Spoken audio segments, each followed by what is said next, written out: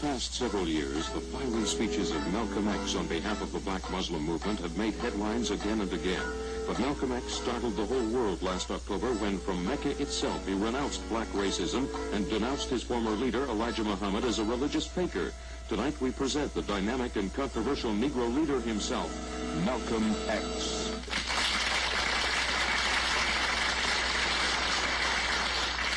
Another Hidden Challenger panel, and this time you're going after an international story. Gordon, may we start with you this time, please? 3 minutes. The story happened on a continent beginning and ending with the letter A. Yes. Was that Asia? Yes. Was it east of India? No. Was it in India? No. Was it west of India? Yes. So was it up in the Persian area? No. Was it around the Holy Land? Yes. Has this to do with one of these Arab uprisings? Something in the Arabian country? Which question? Arab uprising, let's deal with that one. No. In an Arabian country? Yes. Was it Saudi Arabia? Yes. Was it the throning of the new king? No. Was it within the past 3 years? Yes. Was it in 1964? Yes.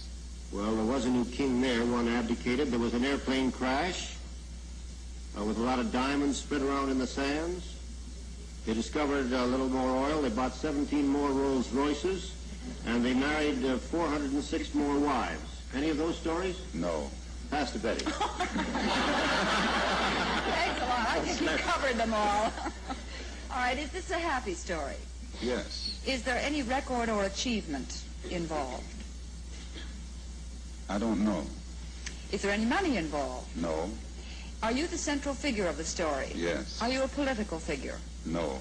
Are you a military figure? No. I don't know why that's getting a chuckle, but it is. Is there any loss of life in the story? You've talked of this being some kind of achievement, but is there any unpleasant aspect to the story? Partly. Partly. Pass to you, Charles. Well, were there any violence involved? Partly. Partly. Were you involved in the violence? No. Was it of a military nature? No. Was it a raid of some kind? No. Did you get kidnapped or taken away in some, abducted in some way? No. Had it to do with a sports event? Did you involve No. yourself? Nothing like that.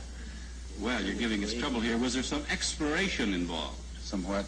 Exploration. Partly. Were you looking for oil, say? No. You were not, but this got a chuckle also. Did you fall heir to a lot of money? No. Did you take some money off somebody else through some legal proceeding? No. Is this an archaeological story? No. Is there any political aspect to it? Partly. There's partly a political aspect. Is a discovery of some sort involved? Yes. Is a crime of some sort involved? Partly. Partly a crime, partly a discovery. Saudi Arabia. There is an element to this story geographically that you couldn't hope to understand without exploring some other areas, which is giving you the trouble. There's Yemen, there's Aden, there's the Bible. It just our guests made, in effect, this announcement from this particular place, but if you'd connected the United States, perhaps you would have gotten a little closer to it. But you will understand when you see our guest, Mr. Malcolm X, and the story is Malcolm Rejects Racist Doctrine in Mecca.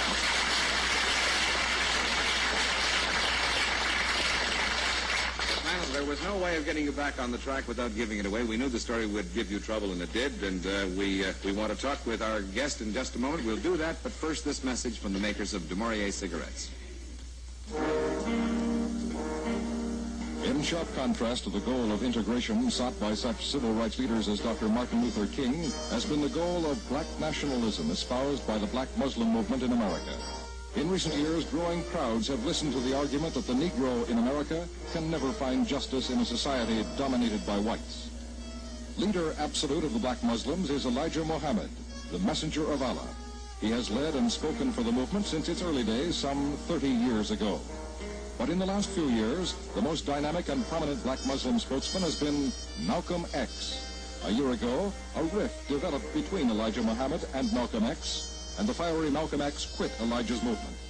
After announcing his intention of starting a black nationalist party, Malcolm X traveled to Mecca, there to study with the ranking scholars of Islam and to work with the Muslim World League.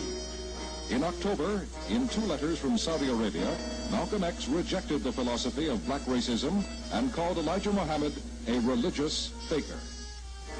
Tonight, Front Page Challenge welcomes the outspoken Negro leader, Malcolm X.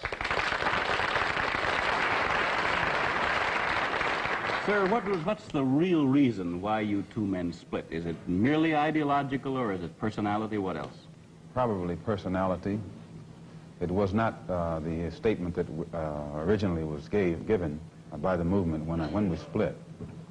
It's more personality than anything else. You've called people like Martin Luther King, who just got a Nobel Peace Prize, an Uncle Tom. Is this correct, first? Well, I'd rather say that in the States, there's a law that has recently been passed, or a decision handed down by the court, wherein if you call someone an Uncle Tom, they can sue you for libel. Well, so I never refer to them as Uncle Toms. I would say that Uncle Martin is my friend. Uncle Martin is your friend, yet you would disagree with his approach to what he wants to accomplish. Definitely. If his approach would bring about what the black man in America needs to completely eliminate the problem that we have, I would say well and good. But I very much doubt that anyone who adopts the approach that Martin Luther King has been teaching to our people in that country can point to any meaningful gains that has actually served to solve the problem. Black Muslims have sometimes, whether you have or not, and I think probably you have sometimes, it seemed to me, been preaching hate to meet hate. I don't advocate any kind of hate. But there's a lot of talk that sounds very much like it. No, I think that the guilt complex of the American white man is so profound until when you begin to analyze the real condition of the black man in America, instead of the American white man eliminating the causes that create that condition, he tries to cover it up by accusing his accusers of teaching hate. But actually, they're just exposing him for being responsible for what exists. Well, that's something of an argument, but I've heard speeches made by some of the people of your group. I think I've heard you make speeches. It seemed to me that you were advocating, well, I would have to describe, I think, as violence to meet the serious injuries that have been done your people, with which I totally agree. I don't call that violence. I don't in any way encourage black people to go out and initiate acts of aggression indiscriminately against whites. But I do believe that the black man in the United States, and any human being, anywhere, is well within his right to do whatever is necessary, by any means necessary, to protect his life and property, especially in a country where the federal government itself has proven that it is either unable or unwilling to protect the lives and property of those human beings. Just before Pierre takes it, you've got a pretty good fighter and the world's heavyweight champion lined up with you to help out. Yes, Pierre. Well, Mr. X, if I guess I call you that, is that the proper appellation, Yes. Mr. X?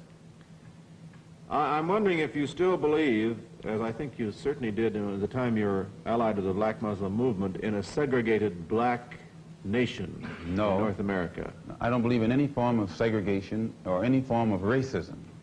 I'm against any form of segregation and against racism.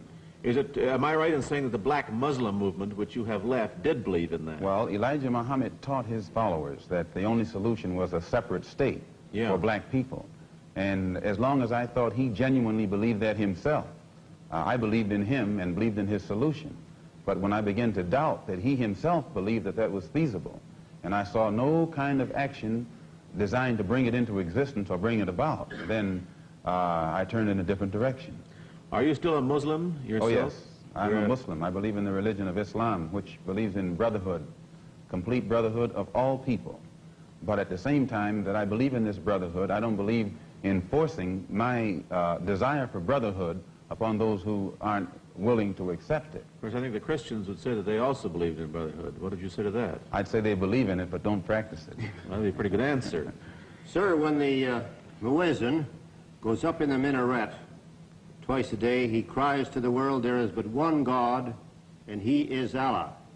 Do you deny that there is a Christian God? The muezzin does this 5 times a day. 5 times, and I only heard him twice.